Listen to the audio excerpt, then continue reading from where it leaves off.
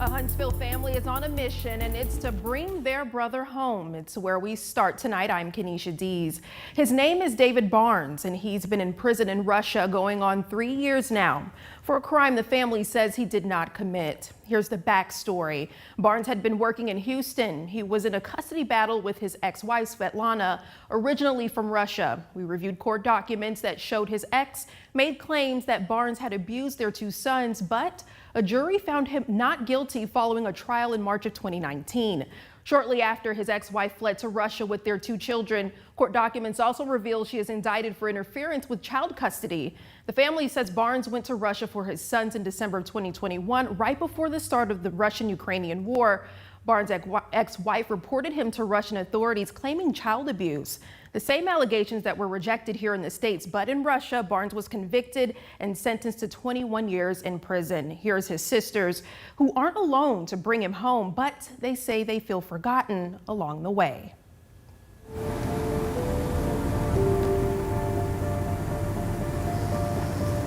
David, can you hear me? Hey. Yeah, I can hear you.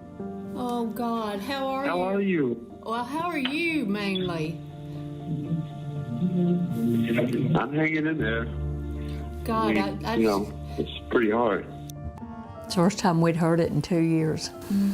David's voice, and it's felt like forever for sisters Margaret and Carol. Who is David Barnes? He's our brother who's been detained in Russia for over 950 days for a crime he did not commit.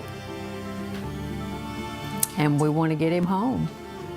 We want our government to get him home. Huntsville is that home. It's where he grew up, but loved ones can't see him, though they certainly feel the pain. It's all too clear in the letters he sends. Just he'll describe the conditions, what his cell is like. A lot of his main focus is food. Carol says it hasn't been easy sending money David Barnes needs for decent food. With all the sanctions on Russia, though, we have to have other people doing it from other countries. Margaret calls the conditions deplorable. He's been in the same set of clothes for going on 3 years. Yeah. Same clothes. I've got your sister and your best friend here too with Hey, me. Mom. Hey, sis. Hey, Marge. Hey, David. Mr. B. Mr. C.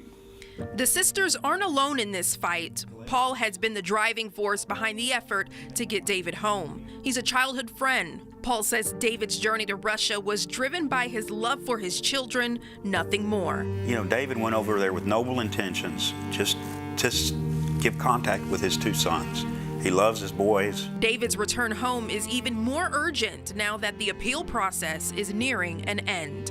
So we're not really looking forward to him losing the appeal. We know it's going to happen, but as bad as it is where he is now, we want him to stay there because it can be worse where he will be transported. Once he doesn't need an attorney anymore, we won't have communication with him. David is represented by an American attorney in Russia and helping facilitate those letters David would send back home. To Roger Carstens of Spiha, to Anthony Blinken, the Secretary of State, to Joe Biden, the President, to the Senators Cornyn and Cruz out of Texas, to Tuberville and Britt out of Alabama, Dale Strong and Crenshaw, the congressmen in those districts, please help us push to get David out of there. We want him home.